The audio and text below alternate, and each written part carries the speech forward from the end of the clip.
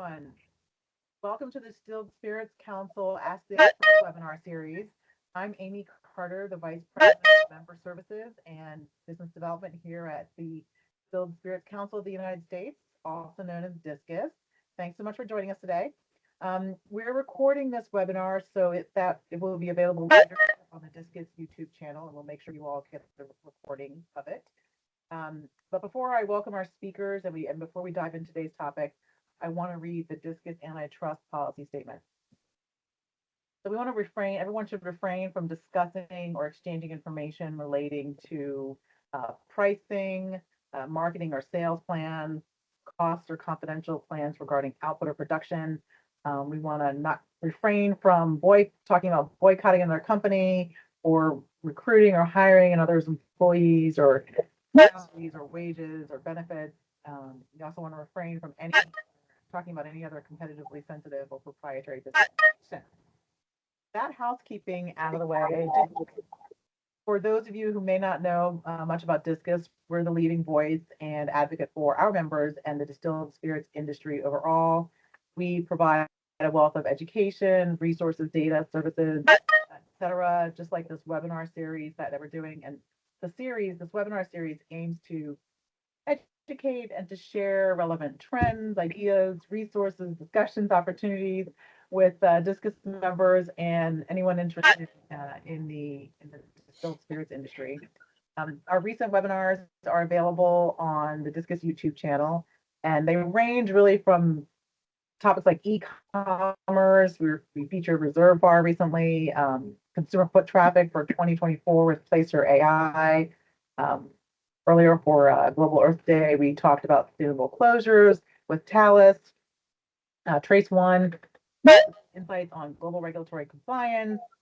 We've also talked about the alcohol buying trends of the socially conscious consumers with Women of the Vine and Spirits. So just to give you a sense, we have a whole wide range of topics. And if you ever have suggestions for topics, please feel free to contact membership@distilledspirits.org.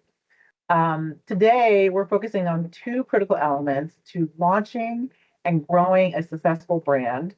Those two elements are accessing capital and expertise. Of course, they aren't the only elements, but those are the only two we're focusing on in these 5 minutes. Our speakers today come from throughout the industry. Melanie Gabeau is founder of the Victoria Gabriel Agency. Kevin John is founder of Island John. And Connor McKenna is Vice President for Portfolio Management at Pronghorn. So welcome, Melanie, Kevin, Connor. Hello. Hello. Hey, team. Thanks for having us. So I think with that long introduction, we've gotten most people in from the lobby into the actual meeting. That's part of the reason why we have a little bit of a long introduction. The way this will work is that Melanie, Kevin, Connor, and I will have a conversation for about 20, 25 minutes or so. And then we'll open to questions. But participants should feel free to ask questions at any time. You can use the raise your hand icon at the top of your screen, or put your question in the chat, and Luis on my team or I will be monitoring that chat as well. Also, you can put in the chat if you're interested in connecting with any of our speakers. We'll make sure that we connect you offline. So with that, let's get started. And I think what we'll do is we'll start with Kevin. Kevin, I know a little bit about your story, but our participants do not. So tell us about your story. Why did you get into creating your own brand? We all know that capital is really important, but I think also a story is helpful in selling potential funders on investing in a startup, and it's also, I think, helpful for consumers also to get a sense of where you come in your product. So maybe tell us about your story. Indeed. I'm try not to be long with it because it could come from all different directions, but I blame my dad, right? Like, how crazy can you be to come into this space of alcohol, right? But I tell people it started with a lot of love, right? Started with a lot of love. And I saw it as an opportunity to partner with my dad to create something that has frankly never been done in our family before, right? So vodka, in the Caribbean, aren't really synonymous to each other, right? It's typically Caribbean and rum. All right. So when we looked at the region as a whole, we was like, you know what? Why not create a vodka for the Caribbean to call its own? When you look at the landscape of it, right? You have a lot of European brands that were able to kind of stake their claim in the Caribbean and, obviously do really well. So that let us know that there's people that enjoy the vodka spirit, right? So, in going through this process of, learning the industry, I tell people I crash course it for about 2.5 years, right? We have an amazing premium vodka, one platinum and triple gold for its taste profile. We also have 3 additional expressions with the apple guayave, which is a guava flavored vodka, which is, to this day, I haven't seen anything else like it, right? But that story goes, my dad and basically my family growing up in Trinidad and Tobago grow guava trees in their backyard. Plus my grandmother Nana, she would make guava jam.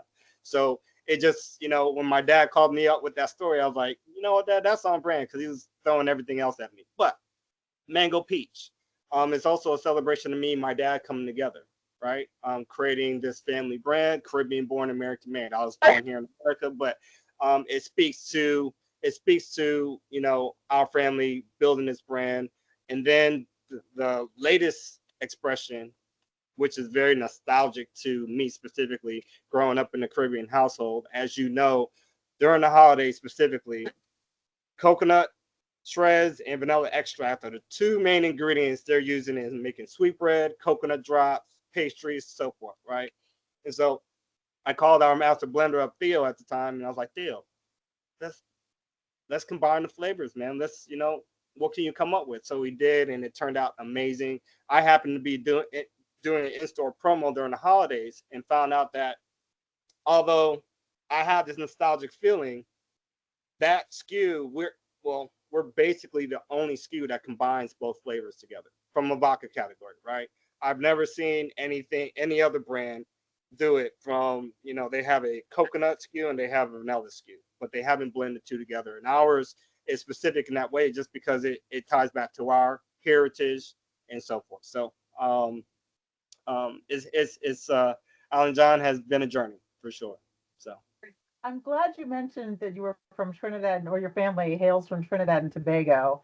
yeah, I actually, a lifetime ago, was in Trinidad for some work, and I thought, you know what, it's my birthday. I'm just gonna hop over to Tobago, and I got on a plane. Didn't have reservations at a hotel. This taxi driver was like, "Oh, you American," but everyone was so lovely and took such great care of me. So, highly right. recommend it as a beach vacation to anyone. A little Um, Southern hospitality extended into the Caribbean for sure. Exactly, exactly. But And Kevin, if so I may add, the carnival. Don't forget that, Kevin. uh, Okay. Yes, yes, yes. We'll So keep it censored, but the carnival abs- is always a absolutely. So and it's a celebration of just that culture, um, and innovation and inclusivity, right? Just a quick background and quickly extend that story. I came from, corporate America. I worked the job for 13 years. I was in sales, and basically, um, going from a space where you saw a sprinkle of us and then going into another space where it's kind of the same thing. I knew how to kind of dance in those environments, right? But then when we took a deeper look outside of just sharing our family and heritage through the spirit, I was like, there was a deeper purpose for us, right? In this space is to, kind of lead the way in, creating, other Black founders as well. so Kevin, I'm going to stick with you because we're gonna actually dive into capital. I'm going to start with you. So Pronghorn has been an investor, in your brand, and I want to Yes. know. I want you to share with folks, how did that relationship start? How did the whole financing relationship start? And what else did you need besides money, or was getting the investor the only factor in your success? Sure. So it's kind of funny because I used a couple other brands as guinea pigs before I jumped on, but Good but for you. yeah, those guys are extremely successful today, and they're gonna continue to climb. But um, it Pronghorn came through me through other avenues, and then I saw an email from Steven pop up in my inbox, and we started having a conversation, and I started seeing that. I think I saw them at the first Discus I saw them at Discus, right? That was their first time sponsoring Discus at that time. And from there, we just, started kind of growing our relationship. And yes, financing is extremely important. Um, Pronghorn not only provided financing, but provided guidance, right? And which I think is extremely important because you could spend money in 100 different ways in this space, right? But if it's not being applied where you're getting the best ROI out of that, then you're just spending money and you're not growing, you're not creating traction in the market.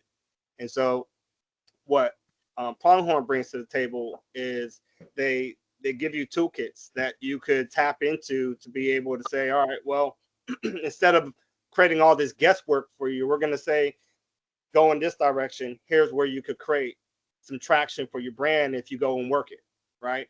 And I found out to be extremely pivotal for us because where we were at in our process of our business, we've already had like 3 or 4 years already in our, behind us. So operating with the same guesswork wasn't productive for us. So having a strategic partner like Pronghorn to come in to be able to share those details with us was huge.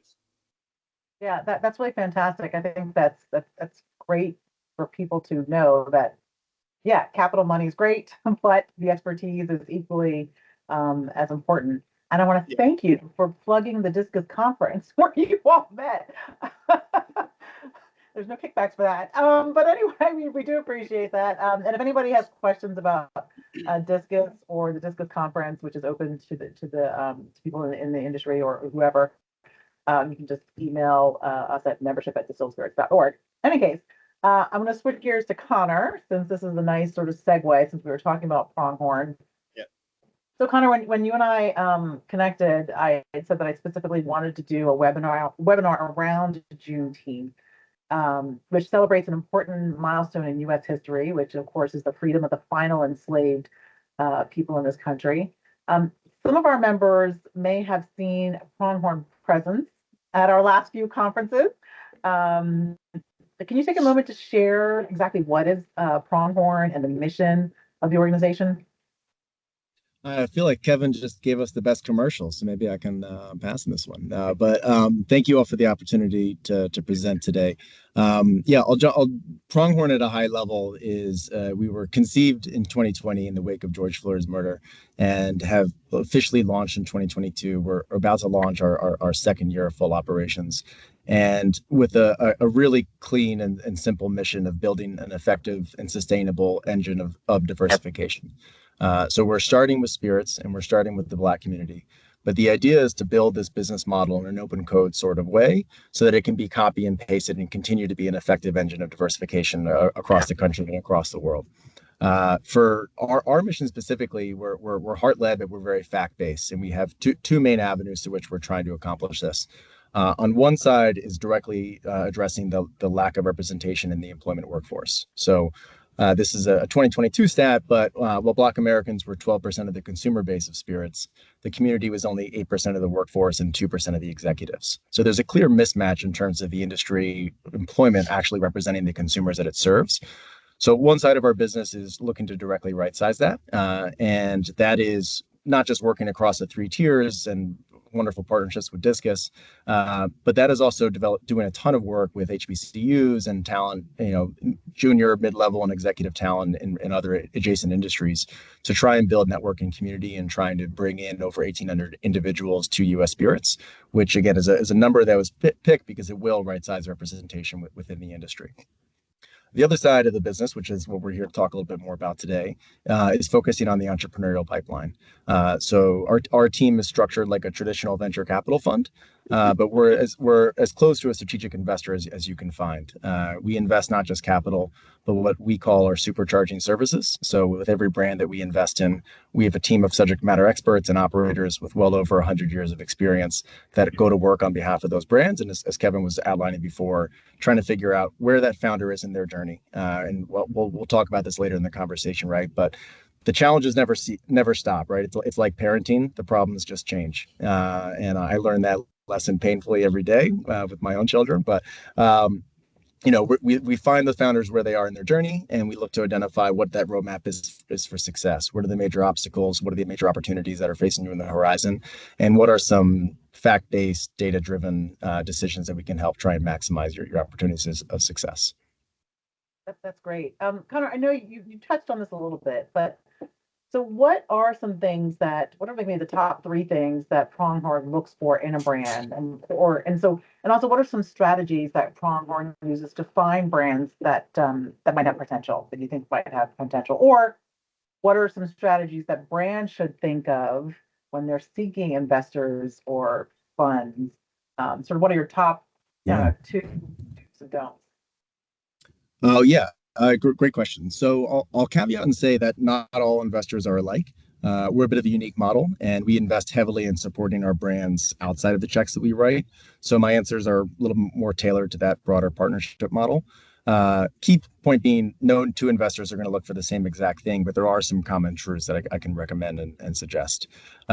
It's obvious, but worth mentioning that we're looking to invest in brands that have strong growth potential and have a high likelihood of generating a return on our capital. So at a high level, it makes sense to focus on brands within categories and price tiers where we see white spaces and growth opportunities. But we also invest in the earliest stages of a brand's development, which is often the riskiest time in any venture, right? It's before company has found product market fit, before they're have that massive engine that's scaling sales and driving depletions. So while we do as much analysis as possible on margins, depletions, and velocities, it's largely an investment and a belief in the founder and their team. So the first two things that we're always checking off are, is there a compelling brand story in place that's going to resonate with today's consumers and tomorrow's consumers? And is there a founder in place who's the right person to tell that story 10,000 times? Because I'm sure as Kevin can relate, it's whether you're at your GSMs for distributors or doing samplings or talking to investors, being able to tell that story effectively time and time again. This is just industry as a whole is this block by block, account by account journey, and we look to partner with individuals who are ready for that. I'd say next we look to dig into vision, strategy, and tactics. So we always are excited to see from founders, what have you learned to date? What's driving your future investment strategy? And real clarity on how much money you think you need and what you're going to spend it on and the value that will be created with that capital. I think it's always worth mentioning because we have a broad audience today. Some are probably familiar with venture capital, or some are new to it. But the model itself is placing a ton of bets and hoping that our few are successful. So we know that even if everything is perfect, it's going to be a challenge for any founder. It's a long, hard road to build a brand, and it's a big reason why we've built out this platform to try and accelerate and maximize success. But again, we know it's going to be a journey, and we're excited to partner with founders who are ready for that journey. And sorry, Amy, I'm blanking on the last part of your question. Can you remind me, please? I was asking just for the couple of top two do's and don'ts, but I want to throw another question in there since you just ended on founders. What makes a founder to work with? Oh, that's the easy one. Communication is key. I compare an investor relationship with a distributor relationship, where signing on with that first distributor or receiving your first investment, it's a huge celebratory moment for any brand's life cycle, but it's also a new responsibility to a business partnership. And so by accepting that investment, it's a fiduciary responsibility, and it's a relationship that, like all relationships, communication is key. So for us, it really boils down to my biggest advice to founders in those scenarios is over communicate. The goods and the bads. Your investors should be there to help. And we know the entrepreneurial journey is a roller coaster. It's not always going to be roses. It's not always going to be rainbows. But the investors who know this space and the investors who are ready for the long haul aren't going to run to the hills at the first sign of trouble. These are partners that are there to help you figure them out and keep plowing forward. So in that relationship, simplified is over. I'm getting a little echo. Sorry. Goal is to. Are you getting the echo on your side, Amy? No. Kevin, yeah. Okay, I think maybe there it's gone. So sorry about that. So yeah, I'd say that communication is really key, and I'd recommend that in your journey of talking to investors, and maybe this is like a more broader piece of advice, but when you are looking to raise investment, talk to funds and do your homework for who out there and who's writing checks. as early as possible, right? An investment conversation can take anywhere from 6 to 12 months from first call to actually writing the check and receiving the money. So if you have 2 months of runway left, that's not the right time to be talking to investors. As early as possible, and communicate your journey along the way, right? So when you are ready to start fundraising, you want it to be a continuation of a conversation and not the beginning of a conversation. You want to know what that investor cares about, what they look for, and what they offer, right? Because you'll find in your journey that money is fungible. And like Kevin was mentioning before, if you need desperate help on the sales side of things, you want to make sure you have an investor that's going to be able to help unlock some doors or provide access to talent or access to a sales force. Your biggest problem could be trying to identify, your marketing strategy and sourcing influencers support. And so just being really, really clear on what your needs are is going to help you at the negotiating table. It's going to help you forge the right relationships.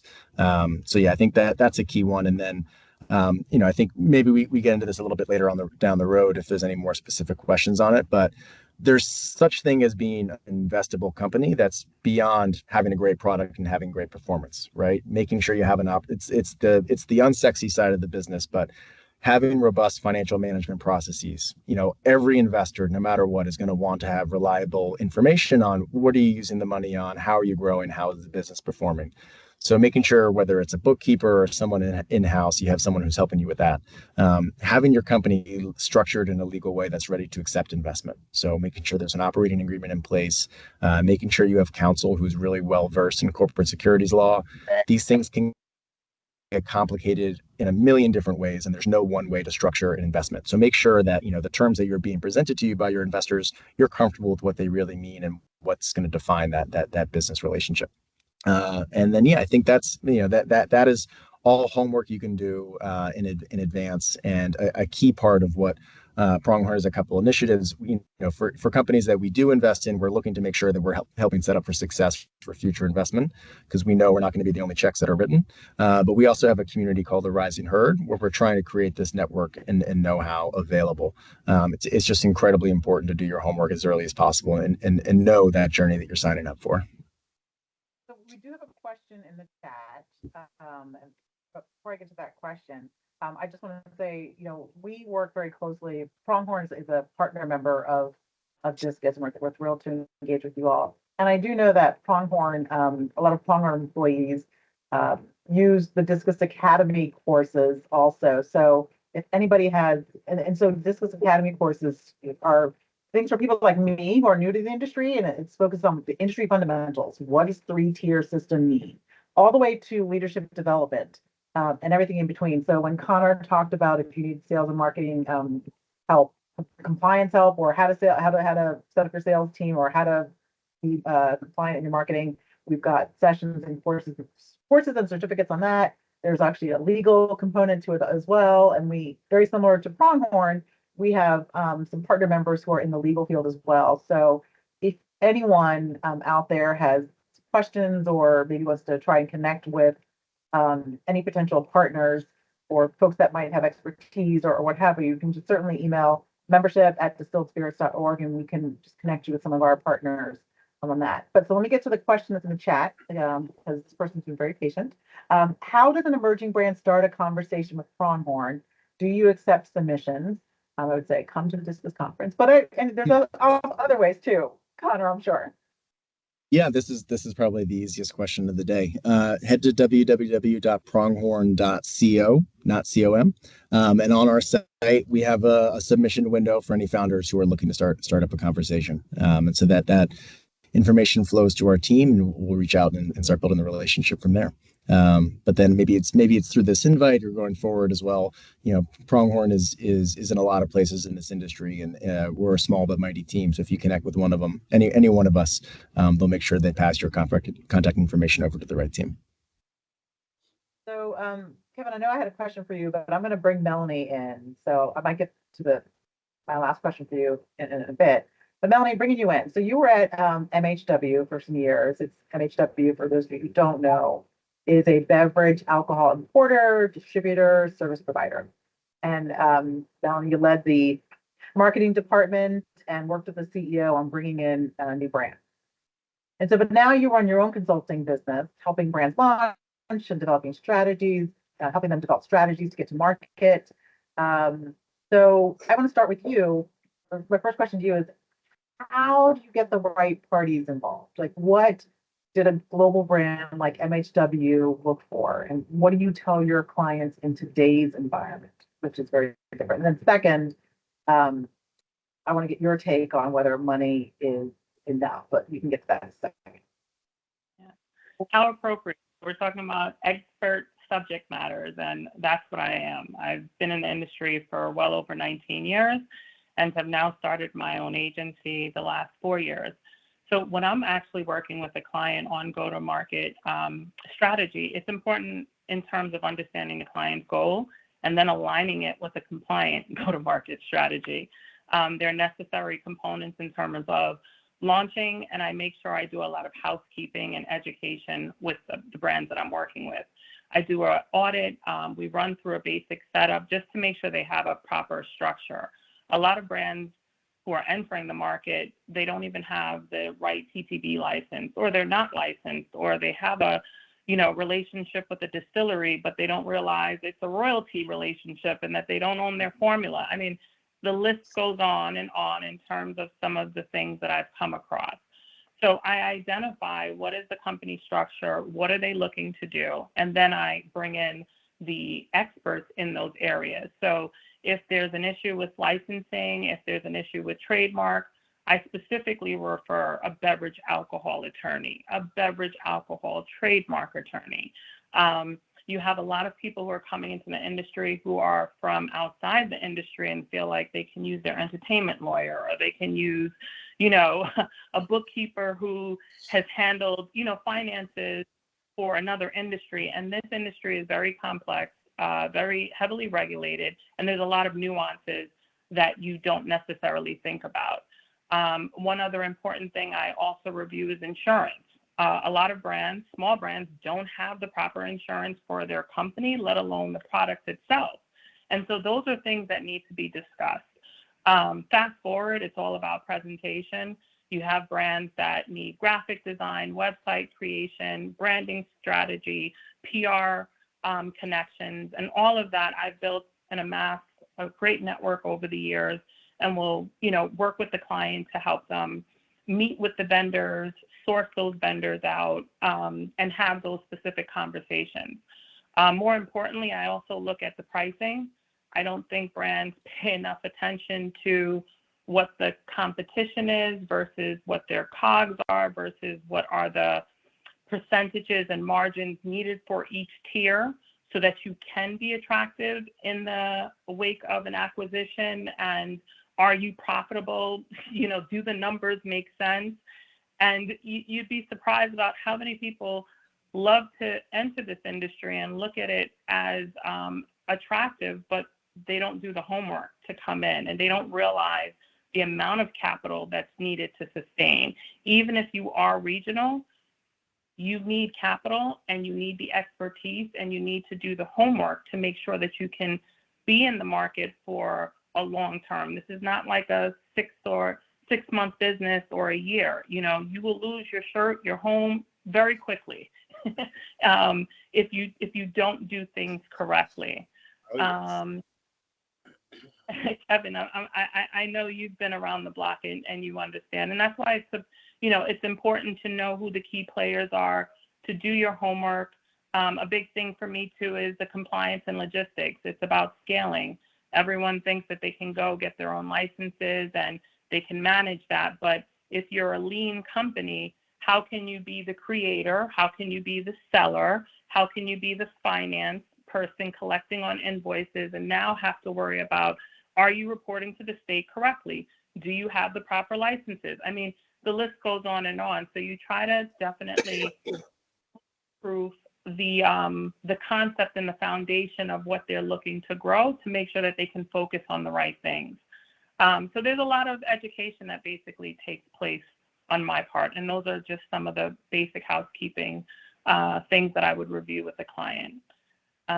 You talked a little bit about MHW as a global brand and what they would be looking for. When MHW was first founded, it was really to help suppliers overseas with importation, because there was a bottleneck. There was a lot of brands that were looking to come into the country, as well as a lot of consumers who would be open to trying the product, but the traditional import model was slim. And so if you weren't imported or taken on by one of these larger companies, then you were stuck. And so was birthed the service model of what MHW originally created. And the bread and butter of the business was really smaller to mid-sized brands who needed the expertise and guidance to come into the U.S. market. Over time, though, what we've seen, large agency brands like Proximo, Edrington, and Jägermeister, who are, and not to like just name names, but mid-sized brands or large brands who are leaving the agencies and looking to set up shop in-house and grow their portfolio directly and not necessarily underneath a traditional importer. We're looking for services like MHW, and MHW actually became one of the first companies to handle some of the brands that I've helped mention so that they can transition and set up their own shop independently. Fantastic. That's super. Well, I think you gave a lot of great nuggets of information and things that people need to think about beyond the money side of things. So all of you did. So I think it's very important, and I appreciate that. Melanie, what are some other barriers to entry into success? You know, there's a lot of competition besides capital. And I think one thing is you can have capital, and Kevin touched on this, but if it's not used correctly, it can hurt the brand and it can dwindle very quickly, as well as it's one thing to give capital, but this is why Pronghorn is extremely pivotal in the industry, especially for Black and brown brands, is because they're giving you resources. It's not just throwing money at something and saying, here, go figure it out. It's let me take you step by step and show you and provide you with a pathway, whether it's, you know, sales, or if you need the data and insights and the intel, where you might be short. And I think that's important. Barriers to entry, you know, are not only funding, but the competition. There's pricing issues that brands are facing right now. We're seeing we went from ultra premium to premium and even to value, you know, pricing, which brands have to be quick with innovation and making sure that they can, you know, move from one trend to the next. And obviously capital will help with that. There's a lot of regulatory compliance that can present challenges. You have 3-tiered state, but then you have open and you have controlled state, then you have dry counties. Like the list goes on, and you have to kind of understand how to navigate within those markets. And then you have economic factors. There's a lot of trends right now in terms of low and zero alcohol. A lot of individuals who are switching to cannabis and not drinking. And then you have the aspects of weight loss and how that's affecting how everyone is eating, dining out. So there's a lot that brands have to contend with, but I think to the point is you have to make sure that you resonate with the consumer. You have to be either a part of aspiration, lifestyle, or fit some part of their social responsibility and commitment. And I think, you know, when you have founders like Kevin, and you're able to see them rather than it being, no pun intended, just a part of a portfolio, and you don't know who's created the brand, there's a strong connection there. There's a connection whether, you know, I want to travel to the Caribbean, specifically Trinidad and Tobago. I want to try some of the guava and the coconut, and I can do that in not necessarily do I have to try rum. I could do it with vodka, and I think there's a beauty to that. And then there's a strong connection. And Kevin, I didn't even realize this, that, you know, you and your father, you know, did this company together, which is even more impactful and I think resonates well with consumers. So that's. Yeah. Definitely super helpful. Again, lots of really incredible wisdom. Indeed. I said we've got about, you know, 5-6 minutes left. I have a couple more questions, but I just want to say to anybody, if you have any questions, again, use the raise your hand icon at the top of your screen or put your question in the chat. But Connor, I do want to go back to you a second. During our prep call, you mentioned that the scenarios can help crystallize, can help a founder crystallize, or an entrepreneur, have founder or an entrepreneur help crystallize their thinking. So do you have any practical tips that you would share with pre-launch brands? And also, what would you say to a brand that's sold, say, its first 1,000 cases and is looking to grow? Yeah, great question, Amy. Thank you. I mean, I just have to echo and applaud everything Melanie was just saying. I mean, that is spot on. This is a heavily complex and regulated industry, and so it's and this ties into my advice here. If you're pre-launch, do your homework, right? I think attending these webinars, reaching out to people you respect in the industry who've done it before. This is a large, but at the same time, very small industry. So I think you'll find it's also incredibly friendly. So talk to investors, read through articles, and understand what they look for. But I think often what gets overlooked is talk to the trade and talk to your consumers. If you're launching something that you like, you have a target audience of one. So really spend time trying to understand what is motivating today's consumers and to build a brand that solves a gap in the market that you think you have a unique right to win in. Talk to your local retailers, build relationships with accounts that you would like to see your product placed in one day. Learn what they care about, how they buy, how your category performs there, how you can be a good partner for them. And as Melanie was saying, ensure that you're setting yourself up with a price structure and MSRP target that will result not just in consumer pull-through, but a healthy gross margin for you. And then my general advice is when you do launch, and this is like some tried and true advice, I'm sure you hear from everyone, but it's worth repeating. Go deep in your home market. Investors and distributors love quality earnings, and 1,000 cases and 100 accounts in your home market can be far more impressive than 2,000 cases across 5 markets. Right? It shows that you are successful in opening up new accounts and supporting that relationship, and that your product is getting actively pulled off the shelf, i.e., it's resonating with consumers. And as best as you can, build systems and processes to accelerate your learnings. The first 100,000 cases, you should be testing and learning and measuring anything that works and drives the highest ROI spend for your brand. So not just what stores you succeed in, whether that be high-end, nightlife, clubs, restaurants, or on-trade, off-trade, what stores do you succeed in? What point of sale materials or activation strategies drive the highest return? And really, really focus on driving best-in-class velocity. For a 1,000-case brand, I'll tie it to my conversation earlier, always have those fundraising conversations as early as you can.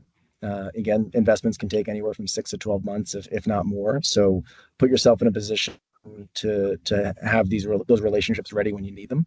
And then I think I mentioned before, making sure you have an investable company, making sure that you have your finances in a good order. I think covered a little bit earlier, so I know we're at time here, so I'll keep it short. No, that's great. I appreciate that. We do have a question that came into the chat. The question is, if you have gone public on the OTC, could you still coordinate to raise additional funds? I don't know who wants to take that, probably any. Connor, do you have any thoughts there? Not off the top of my head. I'm sorry, Pixie. I appreciate the question.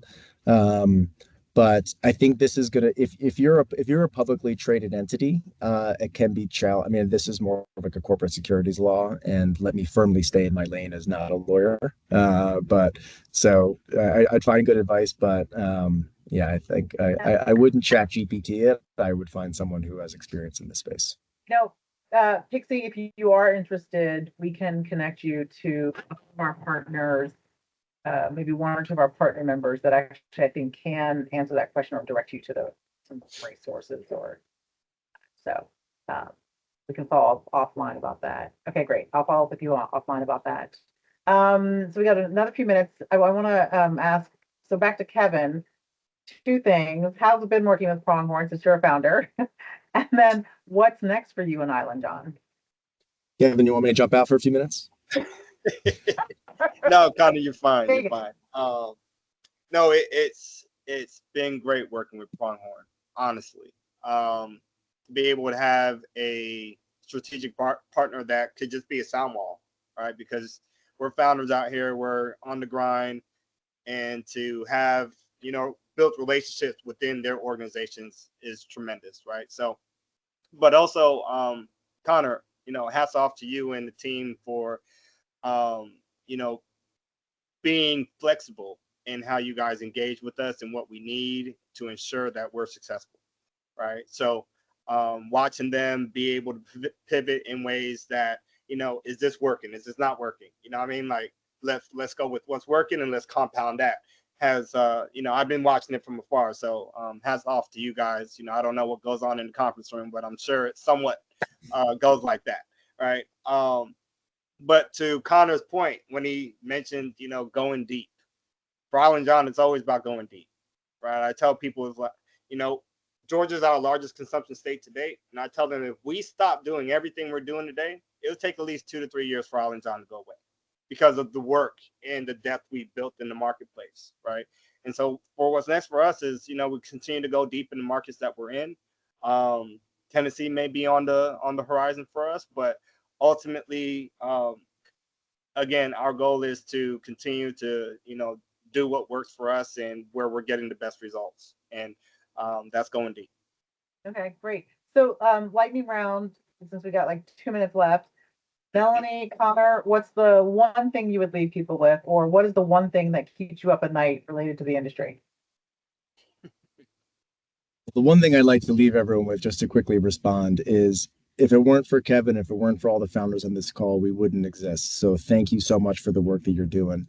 Innovation and change is beyond needed in the spirits industry. I think consumers are demanding more choice, and the brands and the stories that you are bringing to market is creating new opportunities for those meaningful consumption occasions, bringing new consumers to the industry and satisfying unmet needs of today's consumers in the industry. So thank you so much for the work that you do. If it weren't for you all, we wouldn't be here. I'd say my last bit of advice is this is a fun industry, right? So make sure you're enjoying the ride, make sure you're celebrating the wins, raise a glass when you get that first account, when you get that 100th account, etc. And if we can ever be helpful along your journey, please don't hesitate to reach out. Melanie, I'll give you one more second to think while I get this question in the chat. Where do you see the relevance of environmental and economic sustainability strategies in business plans of the spirits industry? Ooh, that's a I'm good gonna type up a quick text response to that, Amy. Okay, all right, great. We can send that out when we send everybody the link. But Like a long-winded answer. Yeah. well, one of the things I will say is that, and we'll get to this in a second.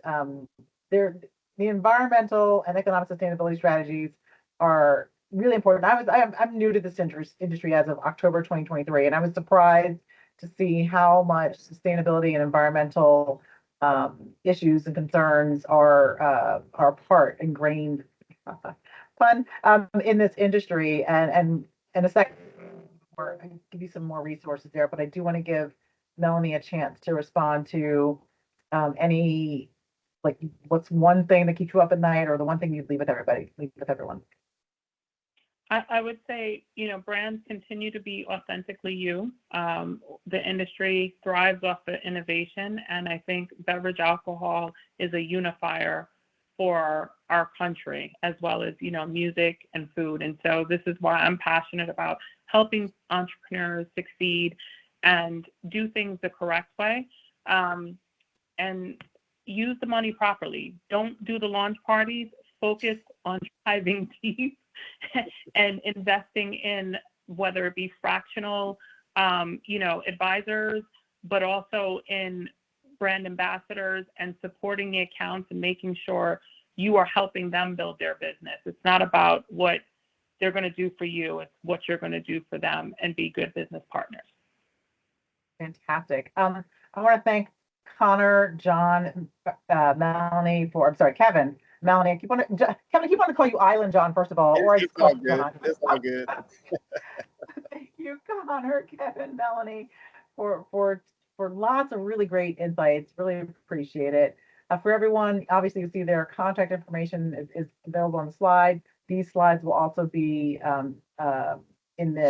posted to the Discus YouTube channel. Or again, obviously, as I said multiple times, contact us at membership@distilledspirits.org.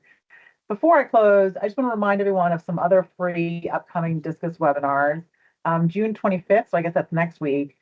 Discus Academy, again, that's the education arm of Discus. they're doing a webinar called Reputation, Brand, and Greenwashing to get to part of the sustainability question that somebody asked. That's featuring Cornell University and Pernod Ricard. July 1st, the Tasting Alliance is going to share tips on propelling brands towards global recognition, the world of spirits competitions, and post-competition support. They're also a partner member of Discus and offer some discount to members.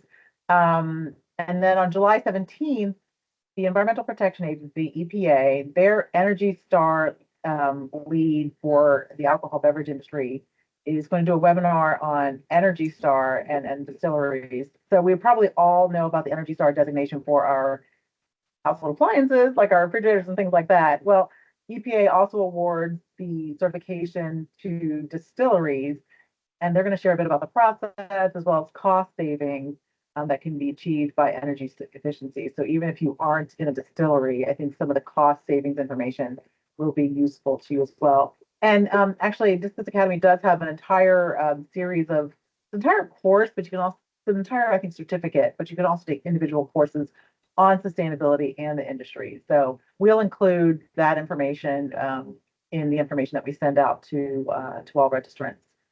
With that, that concludes our webinar. I want to thank everyone for joining us today. And I hope that you will use Discus as a resource. And if you want to reach out to any of our speakers, please contact me or contact them directly or go to the YouTube channel and where you'll get the information. So thank you all very much. Thank you for having us. Thank you. Guys, thank you, team. Appreciate everyone's time. Great. Everyone is free to disconnect. Thanks. Bye-bye.